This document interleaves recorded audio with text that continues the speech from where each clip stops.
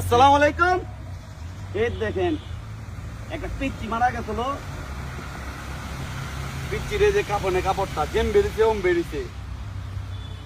এই যে কাপড়ে কাপড়টা কিচ্ছু থাকবো না, যেতেই লাফালাফি যেতেই ফালাফালি করি কিচ্ছু থাকবো না। এই যে কাপড়ে কাপড়ের ভিতরে আরবি মাটি হয়ে গেছে, তাহলে যাতে আমরা ফালাফালি লাফালাফি করি কোনো লাভ হবে না।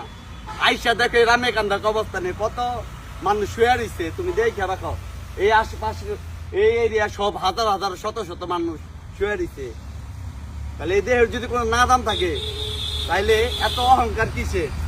এই যে 5 বছরের বাচ্চার এই কবরটা কোথা খনল, এই যে মাটিগুলা এই মাটিতেই খাইব।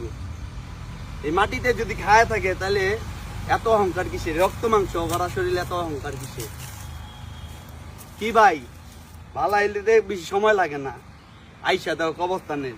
যতই সুজন হাউজিং, যতই সৈকত সিটি, যতই কোনো সিটি হোক কোনো লাভ নাই। এই কবরস্থানে আইতে হইব, কোনো লাভ নাই। আসসালামু আলাইকুম।